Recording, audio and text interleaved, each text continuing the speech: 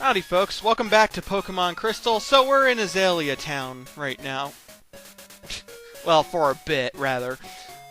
Mostly because there's actually something here that I'm wanting to go ahead and get before we press on. If you recall in the previous part, we had just got done capturing a Chinchou. I love Chinchou.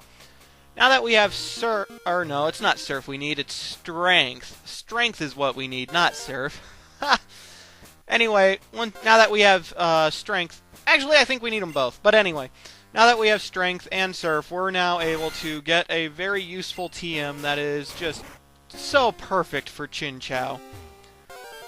Or rather, it would be if I were able to take complete advantage of it, but I'm getting ahead of myself a little bit now, aren't I? Anywho, I went back up because I thought maybe there was something over here, but I was wrong.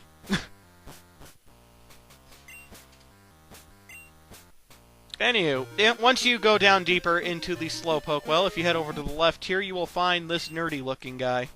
I'm waiting to see Slowpoke's moment of evolution. Through observation, I made a new discovery. A Slowpoke with a King's Rock often gets bitten by a Shelder. Here, I'll share a King's Rock with you.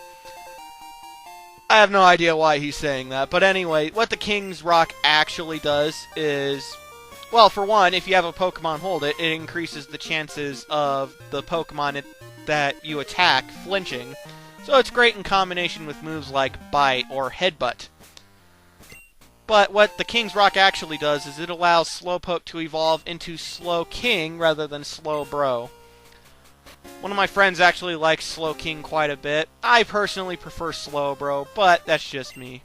The real reason we came down here, though, was to get TM18, which is Rain Dance. If you recall, we've already seen Sunny Day in the battle against Jasmine. But Rain Dance here is pretty much the polar opposite of Sunny Day. Rain Dance strength doubles the attack power of Water-type attacks. And it also halves how much damage Fire-type attacks do. So that's nice. That's all swell and good.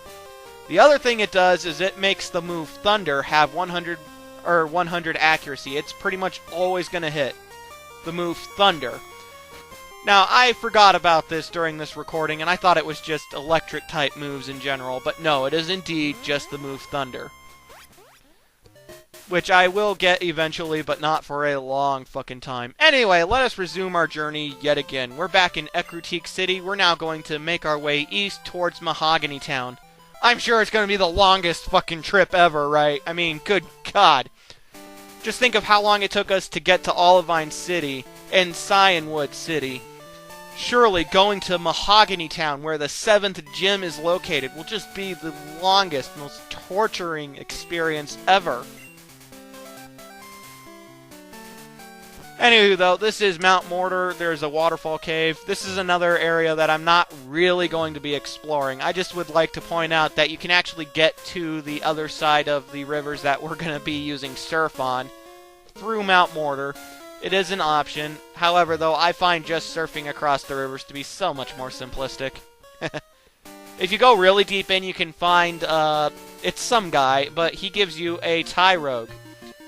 So, if you want Hitmonchan, Hitmonlee, Hitmontop, a new Pokemon we'll be seeing later, then go in there, hunt down Tyrogue.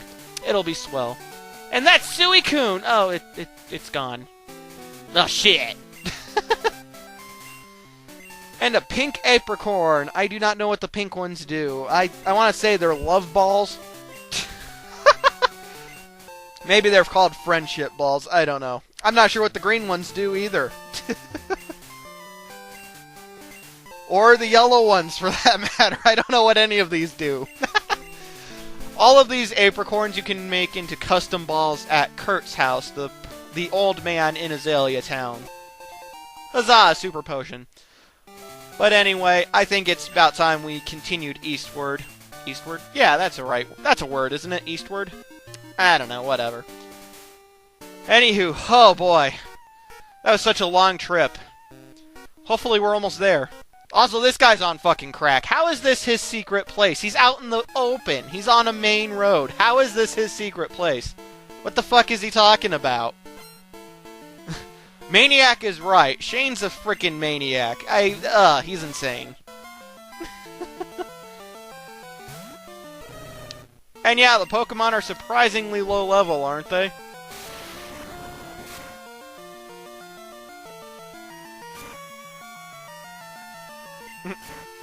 Even though that's super effective, it only hits me for 10 to 11 damage, so...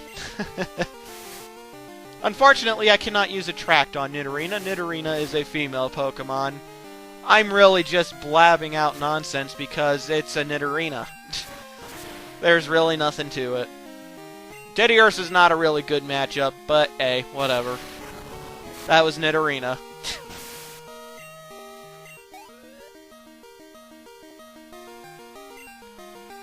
Shane's other Pokemon is Nidorino, the male version of Nidorina.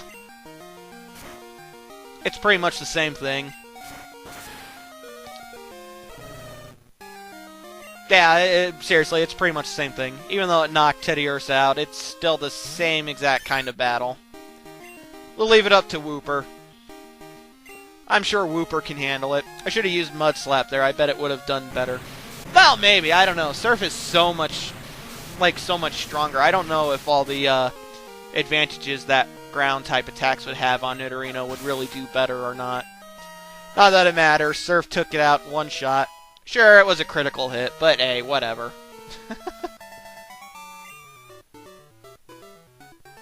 I should have used my Moonstone. Damn right. Could have had a Nidoqueen or a Nidoking.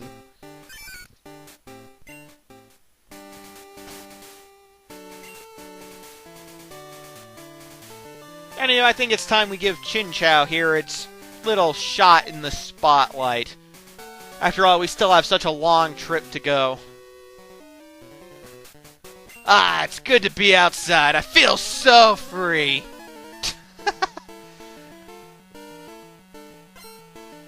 Alright, Hiker Benjamin. He has Diglett. And I think he has a Dugtrio too, now that I think about it. But we'll see. Who knows? I could be completely wrong. Anyhow, even though Chinchou is a water type, it is also electric type, so ground type moves are super effective against it. So it kind of, whether or not you actually like the whole electric slash water typing, it's really an opinion thing. Honestly, I love it. I wish there were more water slash electric type, because seriously, Chinchou and its evolved form are like the only water slash electric types out there. I didn't even know Dugtrio could learn Tri-Attack. I actually did not know that. And I'm pretty damn sure it doesn't learn it at level 16. Thinking the computer's cheating. Benjamin, you cheated. You son of a bitch. Gonna have to drown your Geodude.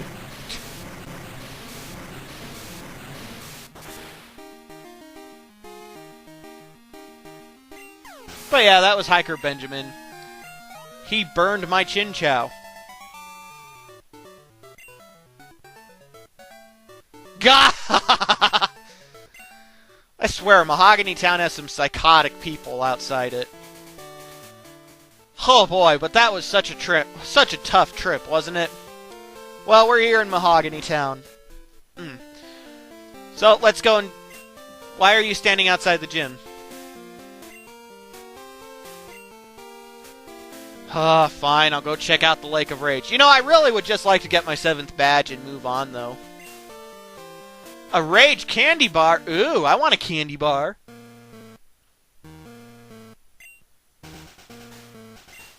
This place has some pretty creepy music. It's kind of fishy. Welcome! How may I help you? Oh. Oh, that fucker has a slowpoke tail. The guy outside of whatever the hell the cave was, outside Violet City, tried selling it to us for $1,000,000 Poké-Dollars. This guy's only trying to sell it for 9,800. That guy outside of the fucking city in Violet City was a fucking con man. You rat bastard. Ugh. Anyway, I feel like listening to the radio.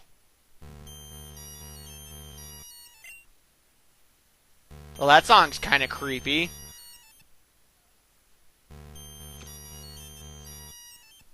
Hiya, kid!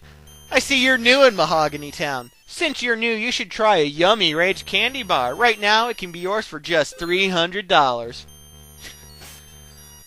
So, a $300 candy bar. Would you guys say that was worth it?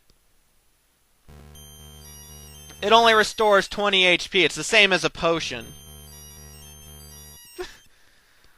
I don't see the point. I'm not sure if it's a hold item or not. Even if it is, whoop-de-friggin-do.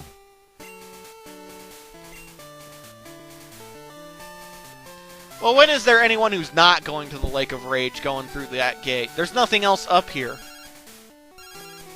Oh, God. Crystal! It's Aaron, working hard. Aaron... Oh, that's annoying. I don't like the whole third-person thing. I find that kind of irritating.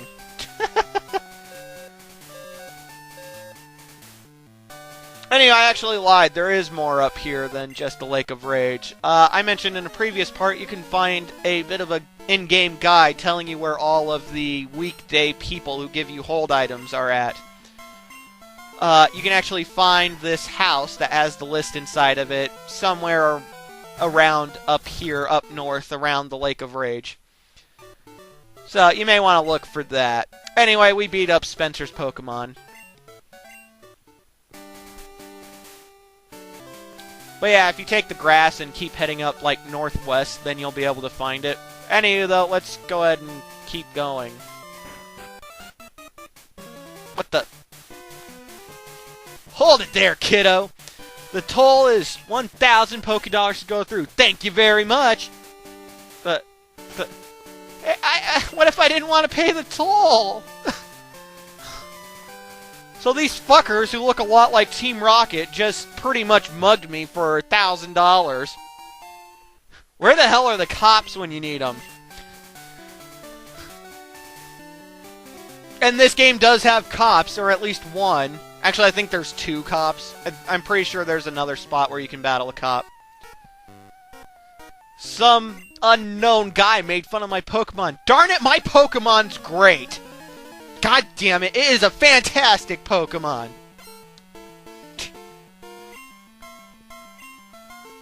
And indeed, he's not kidding about that. He has a Nidoking.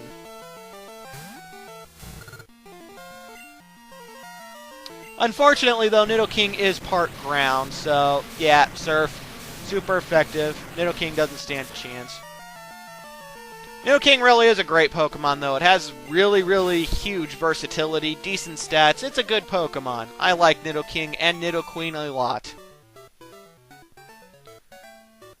Yeah, your Nidoking did pretty right on. It didn't even last through 1 hit.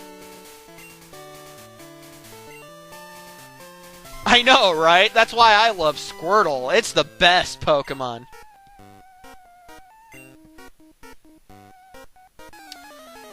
Same here, pal. In fact, I think all Pokemon fans are like that. Or at least all the ones that are about my age probably are. I mean, come on, I'm 23. Anywho, this guy whose name I can't remember has a Slowbro. I've mentioned that plenty of times before. I actually love Slowbro. I think it's an awesome Pokemon. It's pink. It's got great stats. It's an awesome one. Except for when it's using moves like Tackle. Could have done so well. Could have been something great. Oh, well. So, even though Chinchou is an electric type, it doesn't have an electric attack per se yet. So, we're going to have to rely on Teddiursa with Attract and Thunder Punch. And actually, a move Teddiursa learned recently, a dark type attack called Feint Attack, is also super effective against Slowbro. Because dark type is super effective against Psychic type. Also, Feint Attack is a move that always hits. It's kind of like Swift. In fact, it's very much like Swift, only dark type. It can't really go wrong. It's pretty great. But since Thunder Punch has higher attack power and I don't get a same type attack bonus from either move, we're going to stick with Thunder Punch for now.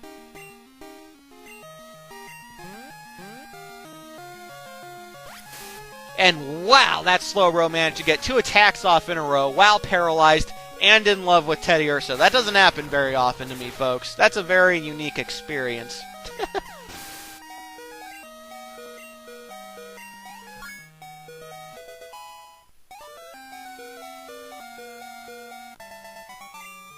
Ben. His name was Ben.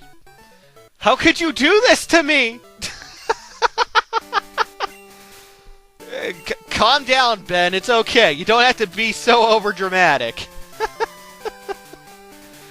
Oh, God. Fishing Guru's house. Well, sweet.